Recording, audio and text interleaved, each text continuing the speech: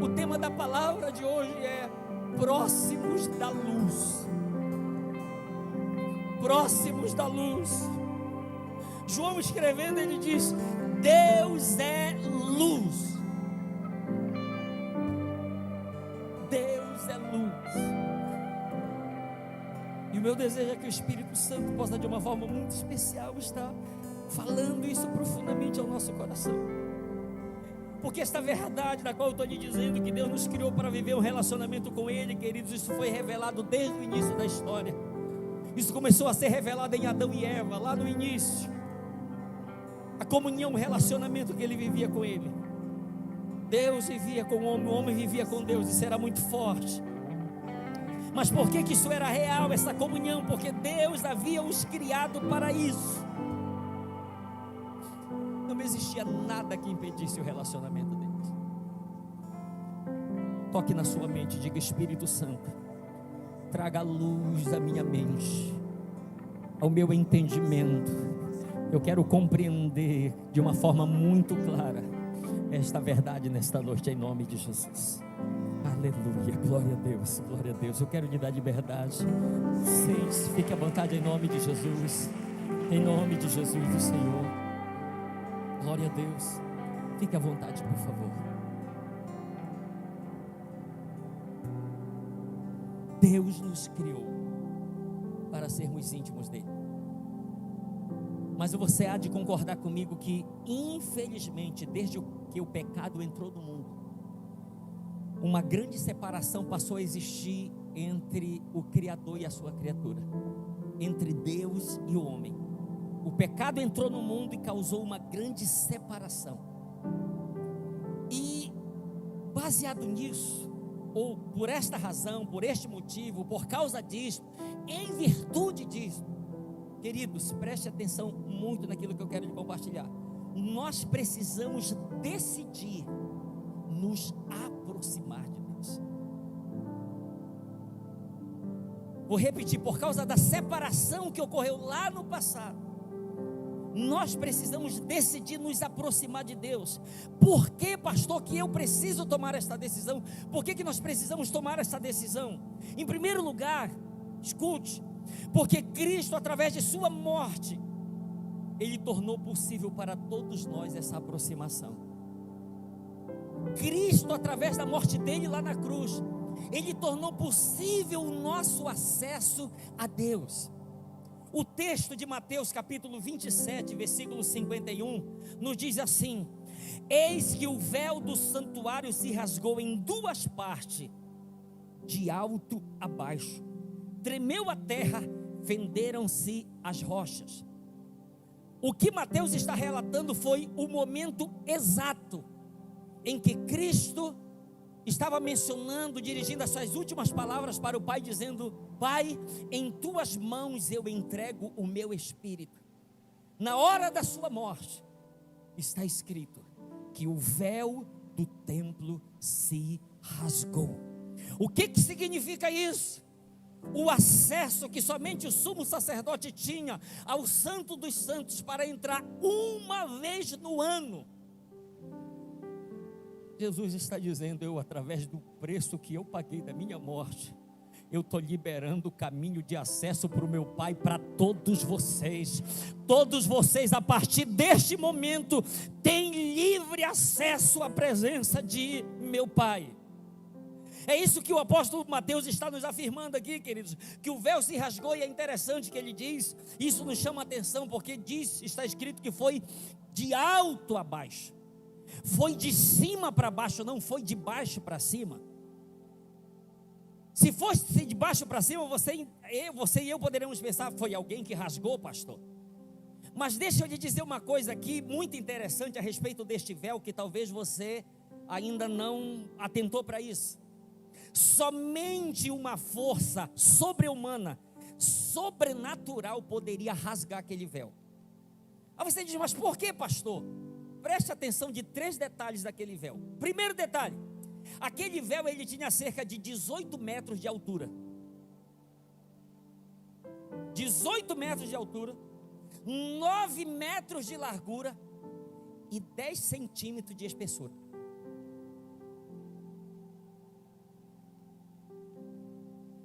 18 metros de altura, 9 metros de largura e 10 centímetros de espessura. Então não tinha uma força humana que pudesse rasgar aquele véu. E Mateus, ele faz questão de destacar que não foi de baixo para cima, foi de cima para baixo. O que isso significa, pastor? Alguém lá de cima moveu. Alguém de cima agiu. De cima para baixo, o véu se rasgou ao meio, de cima para baixo. O véu que separava a luz que outrora agora brilha, só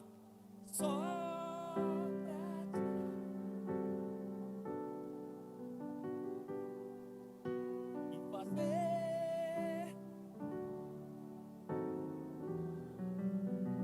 e te dar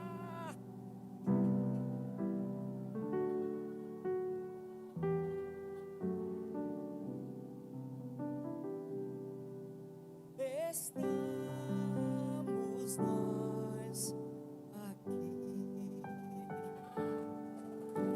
O véu que separava já não separa mais. Não separa mais. Hebreus capítulo 10, versículo 19 e 20. Olha o desafio que o escritor nos faz. Ele diz assim: tendo, pois, irmãos, intrepidez para entrar no santo dos santos, pelo sangue de Jesus, pelo novo e vivo caminho que ele nos consagrou pelo véu, isto é, pela sua carne. Ele diz: agora você não precisa do sumo sacerdote, você não precisa de um sacrifício, você precisa de ousadia para entrar no lugar que já foi liberado para você ter acesso. Você precisa ter coragem. Porque, queridos, pare para você pensar. Por que ele diz que precisa ter coragem? Porque o próprio sumo sacerdote, você sabe como ele entrava no Santo dos Santos? Mais ou menos assim, ó. Sabe por quê? Porque ele estava levando o sangue de um animal para oferecer em sacrifício a Deus em favor do pecado de todo mundo. Se Deus aceitasse aquele sacrifício, todo mundo era perdoado, inclusive o sacerdote, o sumo sacerdote. Se Deus rejeitasse, ele era o primeiro a morrer. Como é que eu estou entrando lá? Você sabe o que ele diz agora? Não entre com medo, entre com coragem, com ousadia. Não entre com medo de morrer lá dentro, entre lá para ter comunhão, para ter relacionamento, porque o véu já foi rasgado. O véu já foi rasgado. Sinta ousadia, tenha ousadia para fazer isso. Nós precisamos decidir nos aproximar de Deus, porque em Cristo Ele tornou possível isso através de sua morte. Segunda razão, porque precisamos nos aproximar de Deus, porque nós podemos estar seguindo e servindo a Jesus, mas ainda distante de um relacionamento saudável e íntimo com Deus. Me ouça, porque isso aqui é muito sério. Uma pessoa, ela pode estar seguindo e servindo a Jesus e mesmo assim não ter um relacionamento sadio com Deus. Ela pode estar vivendo uma vida religiosa, cumprindo com os seus deveres religiosos, sem contudo ter um relacionamento saudável, sadio com Deus. Então, quando nós trazemos essa proposta de nos aproximar de Deus, é para ter relacionamento. Você sabe o que é muito comum acontecer? Eu nunca vi. Tem pessoa aqui que nunca me viu, talvez antes. Aí de repente alguém chega com você e diz: olha, eu queria lhe apresentar o pastor Elcio. O que é comum a gente dizer? Aí a pessoa chega lá: olha, esse aqui é o pastor Elcio, esse aqui é o João. João, prazer em te conhecer, pastor Elcio. O João me conhece? Eu conheço o João? Não. Eu fiquei sabendo qual é o nome do João, e o João ficou sabendo qual é o meu nome. A gente passa de fato a conhecer alguém através de relacionamento. Sim ou não? Quem está me acompanhando aqui, gente? Através de relacionamento que nós passamos a conhecer alguém. Aí às vezes as moças emocionalmente desestruturadas vai para um evento, quando volta lá, meu Deus, eu conheci o moço dos meus sonhos. Ai, coração para tudo quanto é lá. Eu conheci, fiquei sabendo o nome da pessoa. Aí depois que casa diz, se eu soubesse que tu era assim. Ah, se eu te conhecesse realmente. É igual aquela história que a mulher decepcionada com o homem, ela diz, você me enganou depois de casado, você me enganou, você mentiu para mim. Ele disse, eu nunca menti para você, eu nunca enganei, você me enganou. Eu casei com você pensando que você tinha alguma coisa, e você descobriu que você não tem nada. Ele disse, eu nunca te enganei, você me enganou. Você lembra o que eu sempre falava para você quando a gente estava namorando e era noivo? Eu disse, meu bem, você é tudo que eu tenho.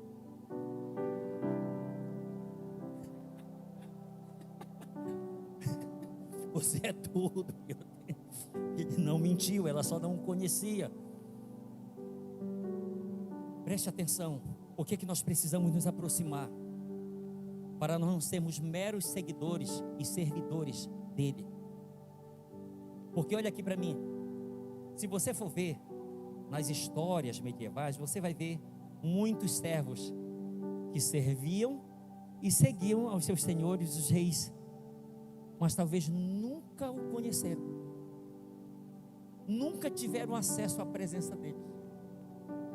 Então que eu não seja um desses que está seguindo, servindo, sem conhecer, sem ter relacionamento. Que você não seja um desses que está seguindo e servindo sem ter relacionamento. Entende? Isso aqui é essencial para a nossa vida. É muito sério, isso aqui é muito importante. Em Marcos capítulo 10, esse texto nós não temos aí, mas Marcos capítulo 10, do versículo 13 até o 15, ouça o que está escrito. Depois subiu ao monte e chamou os que ele mesmo quis, e vieram para junto dele. Então designou 12 para estarem com ele, e para os enviar a pregar e a exercer a autoridade de expelir demônios. Se você for ver nos 4 evangelhos, Marcos é o único que faz menção de uma coisa, de um detalhe aqui, que nem Mateus, nem Lucas e nem João fazem. Qual é o detalhe que ele faz? Ele diz que Jesus chamou aqueles 12 com 3 propósitos. Era para pregar, era para expulsar demônios, sim, mas em primeiro lugar o texto diz que ele os chamou para estarem com ele. Para estarem com ele. Ou seja, eu preciso conhecer quem eu estou seguindo. Eu preciso conhecer quem eu estou servindo. Eu preciso ter relacionamento com aquele a quem eu chamo de amado Senhor Salvador.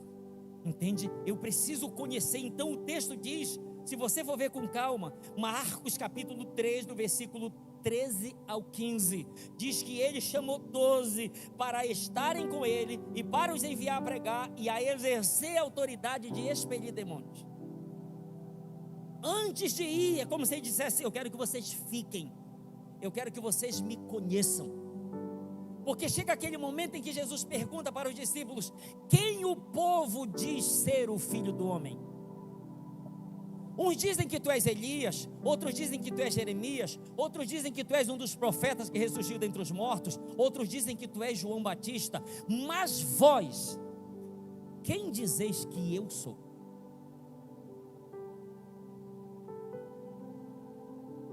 No capítulo 6 do Evangelho de João, versículos 68 e 69, no versículo 66 diz que a multidão começou a ir embora, porque Jesus começou a pregar um sermão muito duro. E no versículo 68 ele se volta para os discípulos e diz: e vocês não querem ir também? E Pedro toma a palavra e diz: Senhor, para onde iremos nós? Só tu tens as palavras de vida eterna, e nós temos crido e conhecido que tu és o Santo de Deus. Nós já lhe conhecemos, não dá mais para voltar atrás, não dá mais para recuar, não dá mais para desistir. Então, queridos, isso aqui é tão tremendo isso aqui. Isso nos fala de um relacionamento que eu preciso, vou repetir, conhecer aquele a quem eu passei a seguir. Eu preciso ter comunhão com ele. Porque nós precisamos nos aproximar de Deus. Escute.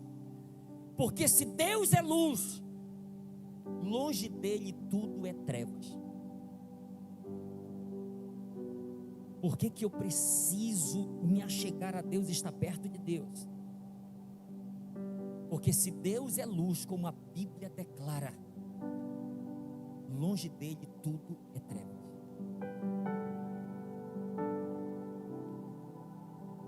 Por que que lá no início, Gênesis 1, versículo 1, no princípio, Deus criou os céus e a terra, e vai falando lá no início, ele diz, e disse Deus, haja.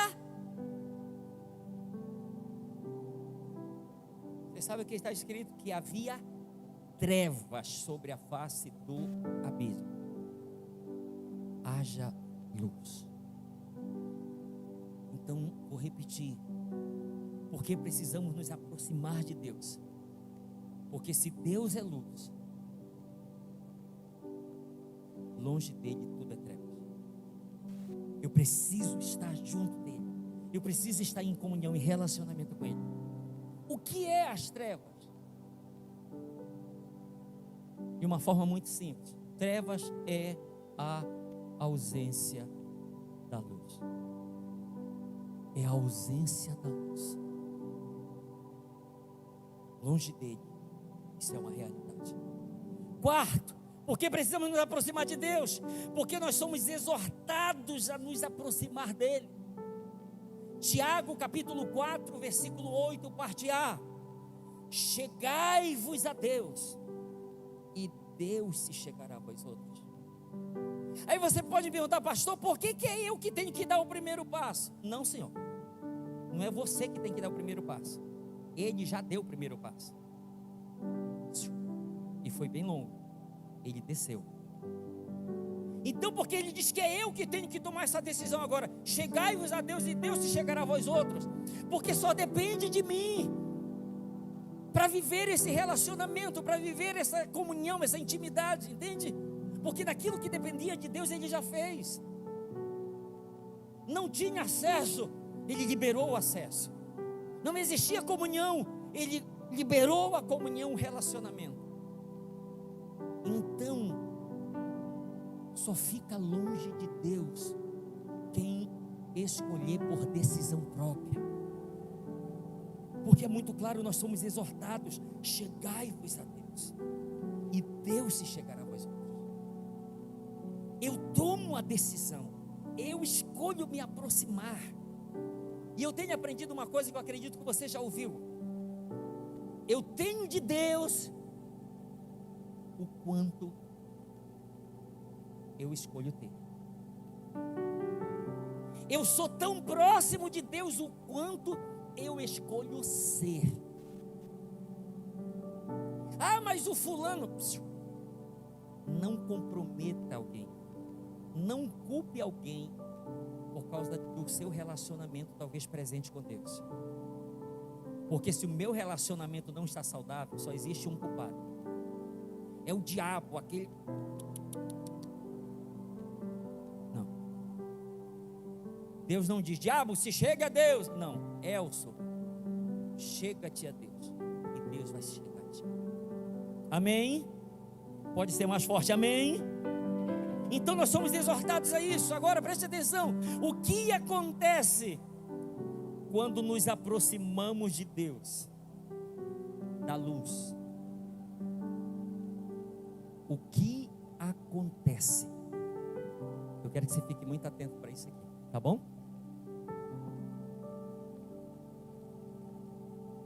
Deixa eu ler aqui bem rápido aqui. Primeira coisa que acontece, escute. quando nós nos aproximamos da luz, primeira coisa que acontece, nós somos expostos. Sim ou não? Há uma exposição. Isaías capítulo 6, versículos de 1 a 5, ouça o que está escrito, me acompanhe aí. Isaías 6, de 1 a 5. No ano da morte do rei Uzias, Isaías diz: eu vi o Senhor assentado sobre um alto e sublime trono, e as abas de suas vestes enchiam o templo.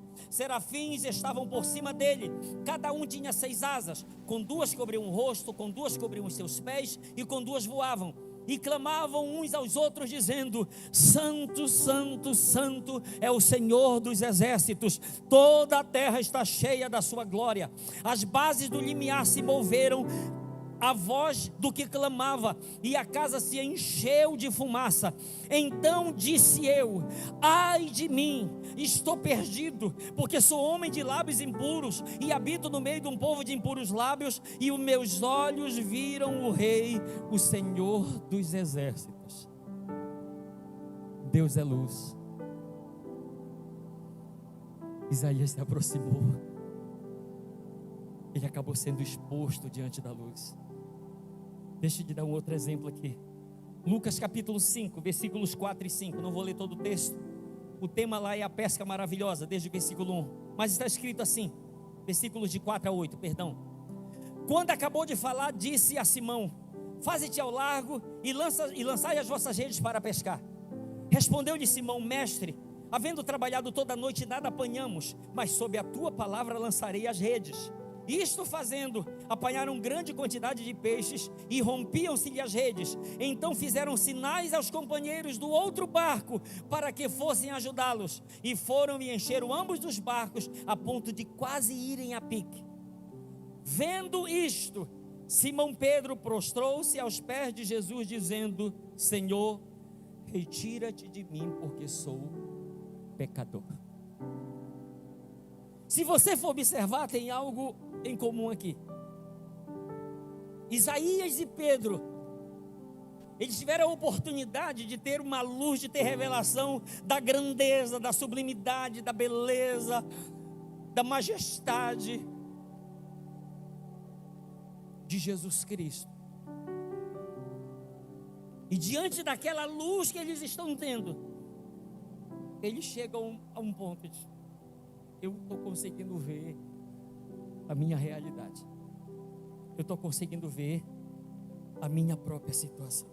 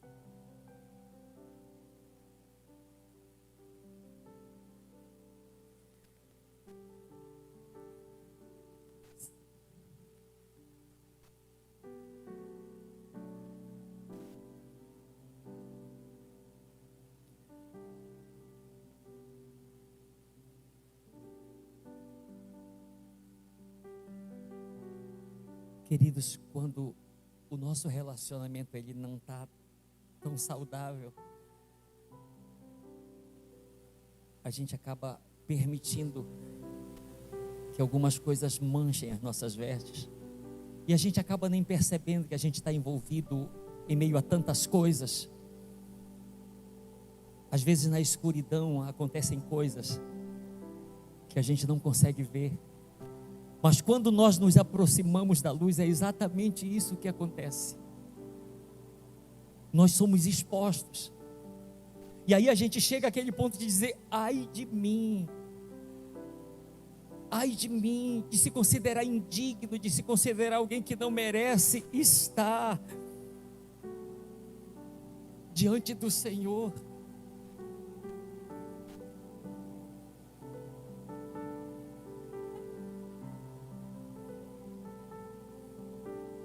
Me ouça, porque muitos, infelizmente, não escolhem se aproximar da luz.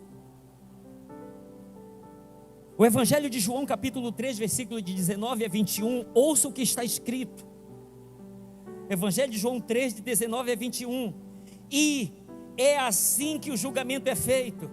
Deus mandou a luz ao mundo, mas as pessoas preferiram a escuridão, porque fazem o que é mal.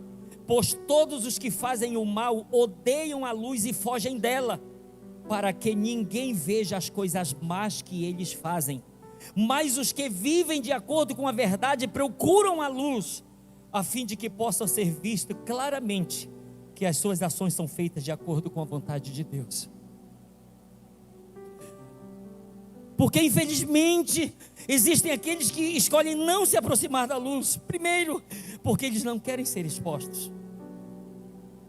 Porque eles não querem que as coisas erradas que estão praticando nas trevas venham à luz. Porque longe da luz, tudo é permitido. Nas trevas, tudo pode ser feito. Mas me ouça o que eu quero lhe dizer. Ao nos aproximarmos da luz, Deus, Ele não mostra a nossa nudez para a nossa vergonha. Eu quero que você guarde isso. Ao nos aproximarmos da luz, Deus não mostra as nossas sujeiras para nos envergonhar, mas é para que nós tenhamos consciência dos nossos erros, das nossas falhas, dos nossos pecados, de nossas próprias fraquezas, e para que nós sejamos perdoados, para que nós sejamos curados, para que nós sejamos libertos, se assim for preciso. Foi o que aconteceu com o profeta Isaías e com o discípulo de Jesus, Pedro. A nudez deles foi exposta, foi exposta, mas não para a vergonha deles. Foi para que houvesse perdão, foi para que houvesse cura. Mas escute mais, quando nos aproximamos da luz, nós somos iluminados. A nossa nudez não somente ela é exposta, mas nós somos iluminados. O Salmo 34, versículo 5 está escrito: contemplai-o e sereis iluminados, e o vosso rosto jamais sofrerá vexame.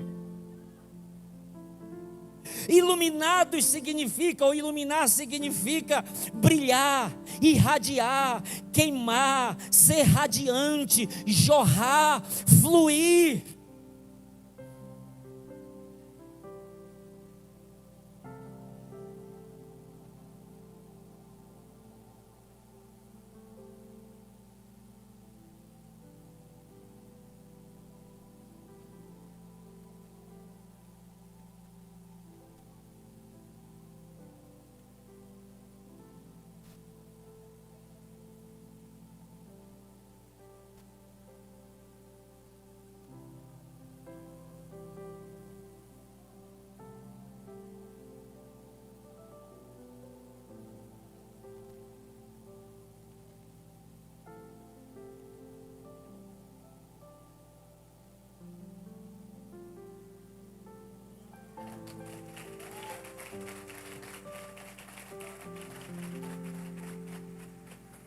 Em Êxodo 34, 29 está escrito: quando desceu Moisés do monte Sinai, tendo nas mãos as 2 tábuas do testemunho. Sim, quando desceu do monte, não sabia Moisés que a pele do seu rosto resplandecia, depois de haver Deus falado com ele.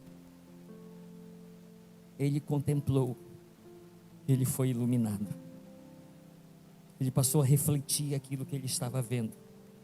2 Coríntios capítulo 3, versículo 18, Paulo diz assim: e todos nós com o rosto desvendado, contemplando como por espelho a glória do Senhor, somos transformados de glória em glória na sua própria imagem, como pelo Senhor o Espírito. O que ele está dizendo? Que na medida em que nós contemplamos o Senhor, nós passamos a refletir a sua imagem, passamos a refletir a sua glória, nós passamos a ter mais do seu caráter, passamos a ter mais da sua beleza, mais da sua pureza, mais da sua santidade, nós passamos a nos tornar mais parecidos com Ele. Está escrito no livro de Atos, que pela primeira vez, os discípulos em Antioquia foram chamados de cristãos. Pela primeira vez, nunca tinha acontecido isso antes. E o significado da palavra cristão é pequenos cristos. Ou seja, eles estavam vivendo uma vida de comunhão e um relacionamento com Deus, de compromisso tão genuíno, que eles passaram a ser considerados como aqueles que eram parecidos com o seu Senhor, parecidos com o seu amado, parecidos com o seu Salvador. E Deus tem isso como um propósito para mim e para a sua vida. Queridos, olha o que está escrito em João capítulo 1, do versículo 4 até o 9. João capítulo 1, de 4 a 9, ouça bem. A vida estava nele, e a vida era a luz dos homens. A luz resplandece nas trevas, e as trevas não prevaleceram contra ela. Houve um homem enviado por Deus, cujo nome era João.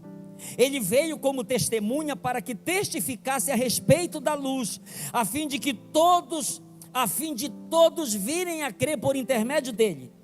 Ele não era a luz, mas veio para que testificasse da luz, a saber, a verdadeira luz que vinda ao mundo ilumina a todo homem.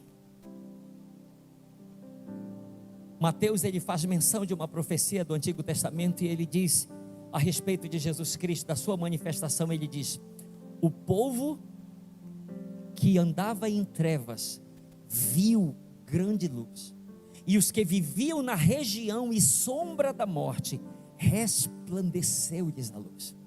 E João, ele está dizendo: olha, eu sou testemunho, eu não sou a luz, mas eu vim para testificar da luz.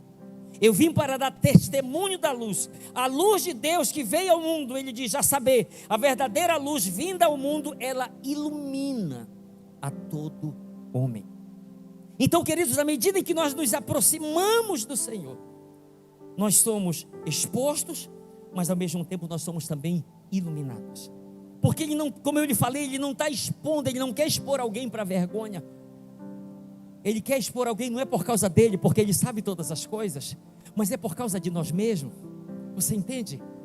É que a natureza humana, ela é tão perversa, a natureza adâmica caída, que se Deus permitir, a gente vai dar justificativas, a gente vai dar desculpas, vai usar meios, artifícios para não admitir o nosso erro. Então, quando nós nos aproximamos, Deus permite que a gente veja. Ele não aponta o dedo, mas permite que a gente veja.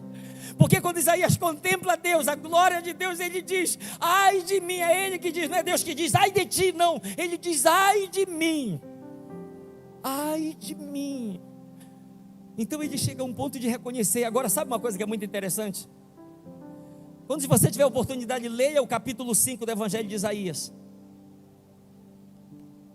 Porque enquanto nós não nos aproximamos da luz, para ter essas experiências, a gente pode viver o que Isaías viveu no capítulo 5. O que diz o capítulo 5 de Isaías? Isaías é o profeta que está falando assim para todo o povo: ai de vocês, ai de vocês, ai de vocês. E ele começa falando um monte de ai no capítulo 5. Quando ele chega no capítulo 6, ele diz, ai de mim. Por quê?